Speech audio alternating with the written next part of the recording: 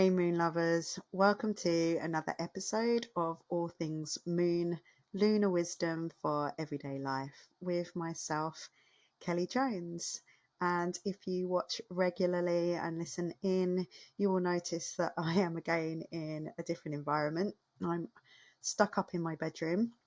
I was all ready to record this podcast yesterday, but I spent the whole day waiting for a plumber to come round and fix our boiler because we have no heating and it has turned cold here in the UK. But the plumber never showed up, so I ended up not recording the podcast. So here I am today. So Tom and the cats are tucked up downstairs by the fire. Luckily, we have an open fireplace, so he's got the fire going and they're sitting under blankets down there. And I'm up here in the bedroom, and the moon is currently moving through the sign of Virgo. So it's taken me a little while with my inner, I have my moon in Virgo, my inner perfectionist has taken a while to get it set up so it feels right and good in here. This is the second time this week actually that I have sat in my bedroom to record. I did a live conversation on Facebook on I think it was on Tuesday evening with my best friend Jackie, who has a group called In the Glow Face Yoga, and she had written an amazing blog around the idea of the fact that we always have conversations, or all of our conversations never seem to go without us referring to astrology somewhere in that. And if astrology affects all things and all parts of our lives, then it must have something to do with aging. And Jackie is known as the pro age coach, and we decided to just put it out there, go live and have a discussion around all the signs and how that could possibly affect us aging. So that recording is out there. I will share it onto my All Things Moon group on Facebook, so you can have a listen in there if you're interested. There wasn't an awful lot of information out there in regards to that, so we did have to kind of do it off the cuff a little bit, but it was fun. So what have we got going on this week? So this is Sunday the 29th of September. On Wednesday, which will be the 2nd of October, we have a new moon in the sign of Libra. And not only is it a new moon, but it's also going to be a solar eclipse. So new moons are always solar eclipses. Full moons are always lunar eclipses. So we have another eclipse. So last time you saw me, I was talking about the lunar eclipse in the sign of Pisces. And now this is coming to the end of the eclipse season in the signs, or on the axis between Libra and its opposing sign Aries.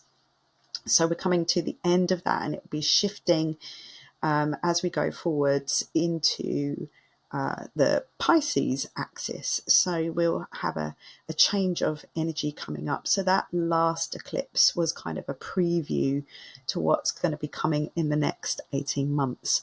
But here we are, still in this sort of Libra energy. And as I've explained to you before, Libra, as we know, it's a sign of the scales, of balancing things, of harmony and equilibrium.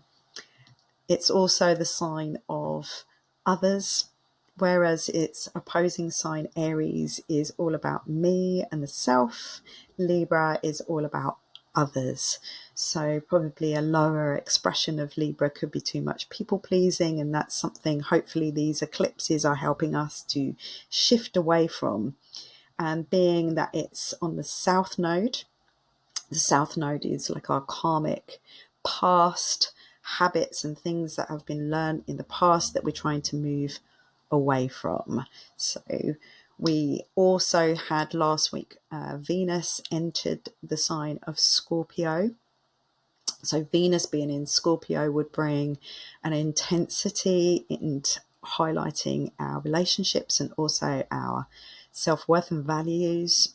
It's also around money as well, Venus. So value in general, worth in general, but also that love and beauty subject around relationships. So we still have Venus in Scorpio, and also this past week we had Mercury move into the sign of Libra as well. So by the time we get to Wednesday for that new moon eclipse in the sign of Libra, a new moon, it happens when the moon and the sun meet together in the same sign. But also lined up with that, we also have the planet Mercury. So that's what you call a stellium of planets. And also snuck in there, not a planet so much, but it is Black Moon Lilith. And Black Moon is Lilith is all to do with that feminine energy as well. So we've got a real lineup that is really going to highlight, if you think about Mercury being the planet of communication, Libra the sign of relationships, then communication in relationships with that Venus in Scorpio there as well. We've also got other factors coming in here as well, which I'll tell you about in a moment. But really the emphasis and the theme will be around communication in relationships. So if you see any of that coming up for you, don't panic. It's a passing transit to come and help highlight these things to you. And new moons and new beginnings and eclipses are times when we can end something, change something, and move on and go forwards without it. It gives us that opportunity. So in all my research, another thing about Aries and Libra axis is really Mars is the ruling planet of Aries. So Mars is also the planet and god of war. And Libra is your sign of justice and peace. And I saw this quote here from a song by Tracy Chapman. So I'll just read it out to you because I really liked the energy of it. Love is hate. War is peace. No is yes. We're all free. But somebody's going to have to answer. Time is coming soon. Amidst all the questions and contradictions, there's some who seek the truth. Tracy Chapman, why? I really liked that. That really gives a strong energy of maybe what's going on out there in the collective world. But I'm here to talk to you to help you make sense of things and have some calm and ease and preparation around all of these energies for yourself personally and us as individuals, and to have, somebody else out there knowing that, okay, you feel like that too, you're noticing that too. So here in the UK, mornings have got a little harder as the nights are getting longer, and this week the sky changed from blue to dark grey with stormy skies and rainy days. And I'm not sure if maybe that's that fallout from that Neptunian energy that we had from the lunar eclipse in Pisces, all that water. And also we're stepping, as we get nearer towards this eclipse in Libra, there's also an alignment of planets that's known as a Grand Water Trine, all the water signs getting involved. So it could be that, it's a build up from that eclipse. But this past week I felt very, very sleepy. And I think maybe that is just that shift from the energy of summer into autumn, waking up to go gardening in the morning and it's still dark. And, we've been gardening in our waterproofs this week. We've also having to be using my car whilst Tom's van is having a new engine fitted, which has made work a little bit harder, getting things in and out of the back of my car. So we're looking forward to getting the van back with a new engine for new beginnings after this eclipse. But we've just really wanted to sit on the sofa this week like soggy vegetables after work in front of the fire. So that's a real shift from that lovely sunny party days that seemed to be, not that long ago. We've had a sudden change. And today, which is Sunday into Monday and Tuesday, we're coming into the dark moon phase.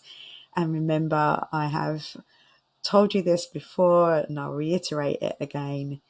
When we come into this dark moon phase, it is a time to go inwards, to rest, take it easy, slow down, so that we can make ourselves ready for the new beginnings after the new moon, as we start to wax up towards illumination of the next full moon over the next couple of weeks. So, if you have to go to work tomorrow or Monday, keep it in the back of your mind, Monday and Tuesday into Wednesday, that really if we could do what was best for us, we would be taking it easy, we would be doing things more slowly. So I'm very excited today. I'm feeling quite a high frequency because I have been to visit Studio Libra, where I'm going to be starting teaching on the 1st of October on Tuesday, the day before the eclipse. So it's Studio Libra, that's Libra with an E on the end, which means free. But with the values of the sign of Libra, which is to do with balance and equilibrium, and couldn't be better timed to be opening at a new moon eclipse as we're in Libra season. It's absolutely perfect timing for a new beginning. I will be teaching a Pilates class on Monday evening with in mind that we ought to be resting. So it won't be a hardcore push yourself to the max class. We will be thinking about how we can take care of ourselves, even though we're doing a form of exercise. So really coming from that point of self-care and balance and sustainability, and not pushing for perfection and overworking ourselves. So we've got some really interesting aspects going on with this new moon eclipse coming up. So as I said, Libra is quite crowded with the sun, the moon, Black Moon Lilith, Mercury, all lined up together there in that one slice of house section. And remember, if you know your rising sign, then you will be able to work out what house area or what area of your life this will be showing up for you the most. So for myself, being a Sagittarius rising, so that's the ascendant where the first house in your chart is, that will be your rising sign. Mine as Sagittarius will be showing up in the 11th house, which is the house of friendships, teams, groups, being sociable. And today I've just been to meet some of my new team I'm going to be working with, my new tribe in Studio Libra. So I love how life can sometimes literally play out what's going on in the astrology, and absolutely lovely people that I'm going to be working with. India, who is opening the studio, she really has attracted some lovely people to be working with, so I'm very excited about that. We also have this Grand Water Trine and this overall theme of communication in relationships. This eclipse will be happening at 10 degrees of Libra, so that will be in the first quadrant of that pizza slice of that sign. And we've somehow come full circle, or how I like to say, full spiral, as Saturn and Neptune have retrograded back to the exact points that they were in April, when we had the solar eclipse in the opposing sign of Aries. So as we drift along a very watery eclipse tide, regardless of this sort of stellium in the air sign of Libra, into the dark moon days, Monday and Tuesday, it'd be a really good idea to get your journal out and just remind yourself how far you've come since that eclipse in April. How far you've come, what you've learned, how you've grown, and what has changed since then. Something to sit down and ponder on.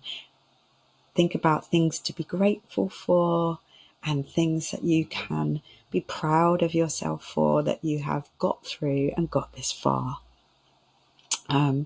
So solar eclipses occur when the moon is conjunct the sun. So when the moon and the sun are aligned with the south node of the moon, and the south node is just a point on the elliptical axis. So it's where the moon's path crosses the ecliptic from the north to the south on the descending node. So the south node is known as the node of destiny. It depicts the emotions, the energy and the relationship that we have been in our past life. And that might be our direct past life, or it might be past lives that we've lived. It's also the karmic energy that we are trying to move out of, to move away from, to release and leave behind in this lifetime. The south node represents any lessons or any baggage that you might have brought forwards with you, even from a previous lifetime or in this lifetime. It represents the wisdom that we've gained during this lifetime. Many astrologers believe that the south node does reflect past lives, who you were, what you learned, and where your soul is right now on its journey.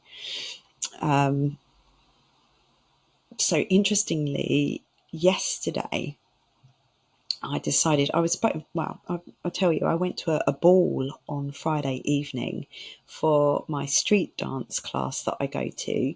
It was their 20th anniversary. They've been going for 20 years, and we had this wonderful ball at a snazzy hotel here in Chelmsford, and it took so long getting ready. I was so excited that I forgot to paint my nails. So anyway, whilst sitting waiting for the plumber, I thought I would sit and paint my nails.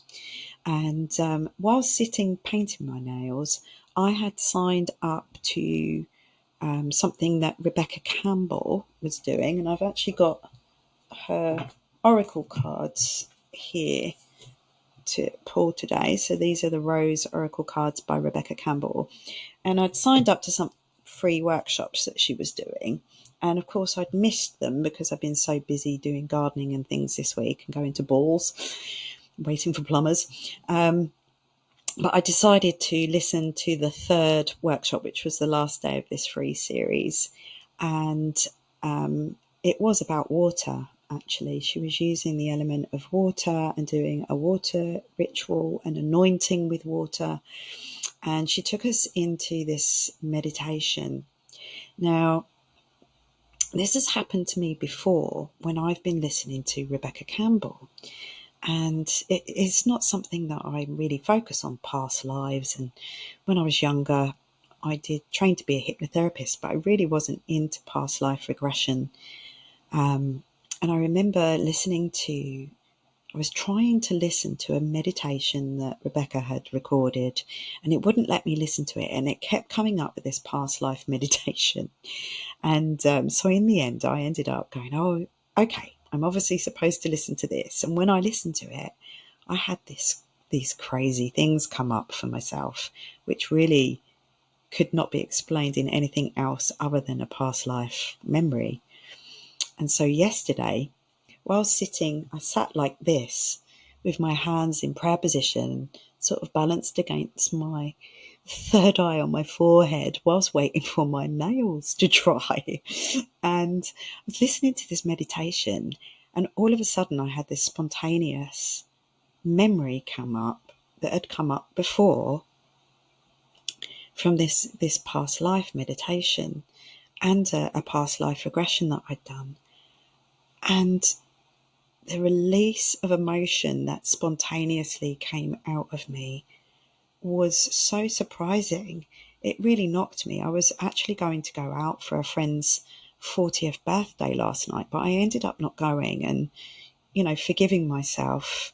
I explained to her, it completely sort of changed my frequency, and suddenly I felt that dark moon days arriving. I could feel this eclipse on the south node, that karmic, what do I need to release feeling coming up, this watery Grand Trine that's coming towards us.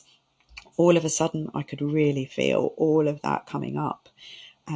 So I ended up staying in last night with my lovely painted nails and this past life memory to ponder on. And I actually ended up sitting down and writing a poem, which I haven't got it with me, but maybe I'll record it another time for you. Anyway, I digress, but I like to tell you these things because, sometimes things are going on in our lives that we're not quite sure about, or they seem to be happening to us. And when we know about these energies and things, it can help us to go, okay, that's why this is happening for me and not to me. Eclipses aim to bring us into touch with also what is needed for evolutionary growth, not just for ourselves as individuals, but as a collective in the world, on a societal level as well. Eclipses are concerned with what our soul needs, or what all of our souls, our collective soul, needs. But it might not be necessarily what we want, what our conscious mind, our ego is telling us that we want. It might be deeper than that, bigger than that. So just watch out for anything that seems like, oh God, this is not what I wanted, but it is for our growth, for our lessons, so that we can move forwards. So that's why really eclipses can seem seemingly unpredictable. Things can happen out of the blue. And that's why, because it's not necessarily what we were planning on, but it is for our soul's growth.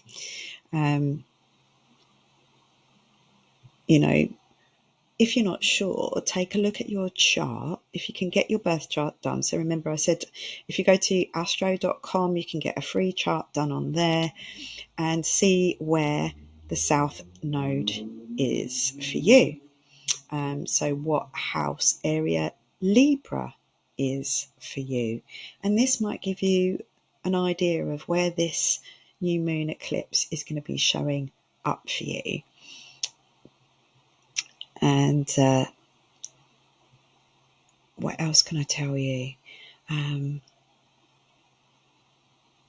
You know, anything that you're sort of trying to leave behind and let go of, you know, you can get honest with yourself at this time about, you know, why you're attached to certain people. Remember, this is about relationships with others.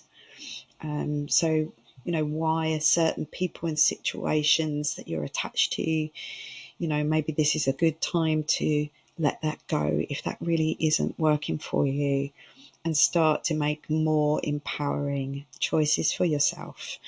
And before we wrap up today, I just want to sort of briefly cover this Grand Water Trine. So this is an alignment between Venus, Mars, and Saturn. So remember, I said before, Venus is in Scorpio. Scorpio is a water sign. Venus in Scorpio gives us a chance to rebirth relationships and release any deep held grudges. Mars is in Cancer at the moment. I have Mars in Cancer in my birth chart, so I'm definitely going to be feeling this. Mars in Cancer is a chance to end any passive aggressive behaviours. Obviously, it has a lot more meaning than this. I'm being very brief and general. And then we have Saturn in Pisces. And Saturn in Pisces is a chance to create boundaries and structure for ourselves. And those three planets are lining up. So it's what they call a Grand Water Trine. And trines allow energy to flow more easily. So it's like when there's been a big boulder in the river and that boulder is moved and the water can flow again. It's like when you've had a blocked drain and you put that drain unblocker down it and the water can flow again, getting rid of all that stagnant stuff that's just not serving us. And it can also help you to choose yourself and choose relationships that start to bring you closer to your full potential rather than further from it, and let go of any of those in your life that remind you of your old wounds. It can help you balance any one-sided situations that you have in relationships, and also any mistreatment that you may have been experiencing. So a journaling prompt I'll give you to ponder on is: which relationships in my life feel harmonious and which feel imbalanced? And how can I cultivate more harmony into my daily life, into my relationships, and into myself? So just to remind you that I will elaborate on all of this a lot more for you in my new moon eclipse in Libra ceremony. So I hold a ceremony online on Zoom every new moon, every full moon. So that will be on Wednesday, the 2nd of October, 8 till 9:30 p.m. UK time. It's only £11.11 to join. You can join me if you go to my website, kellyjones.me. All the links to that will be somewhere in the feed of where you're listening to this, or if you go to my Facebook group, All Things Moon, it will be on there. And once again, if I can ask you, if you're listening on YouTube, to subscribe to my channel and press the like button and share if you can, to get this information out to more people. You know, it's not me for a popularity contest. It's just that I want to share this with more people. So and just to finish off this week, I'm just going to shuffle the cards here. So this is the Rose Oracle cards by Rebecca Campbell. They're the ones who called out to me. So Rose is the flower that's associated with the planet Venus, Venus is the ruling planet of Libra, so I figured rose would be a very balancing thing to have around, either to have some roses in a vase. I make my own rose tincture from the roses in my garden, which is very soothing when our hearts are heavy. And oh, there we go. And what have we got? Just going to put my glasses on, so sorry about the glare from the lights. So there we go. The Return. So it's the Return card, a new story. You decide. Alignment. Going to be teaching Pilates again on Tuesday. It's coming together. So that's the message from the Oracle, and I'll just see if I can let you know any more messages from there. But as always, when we pull a card on here, it always is exactly what we need to hear. So if I can find the page for you before we go. Oh, there we go, the Return. So you've waited patiently for this moment. You've likely been working on the inner for some time, and now the outer is beginning to come into alignment. As changing beings, we are in a never-ending growth cycle. This doesn't mean that we're constantly in bloom. No, that means that we're constantly changing. This card is like the bloom, however. It's more powerful than that. It heralds the coming and going of a whole new way of being. An entirely new story has been written. How amazing is that? And the little affirmation at the back here, at the end here, is I acknowledge how far I've come and how much I've grown. I decide what happens next. Perfect. So, I wrote that journaling prompt before that card came out. So anyway, I wish you new moon eclipse blessings. Please look at where you can bring some balance and harmony into your everyday life. And I look forward to talking to you again next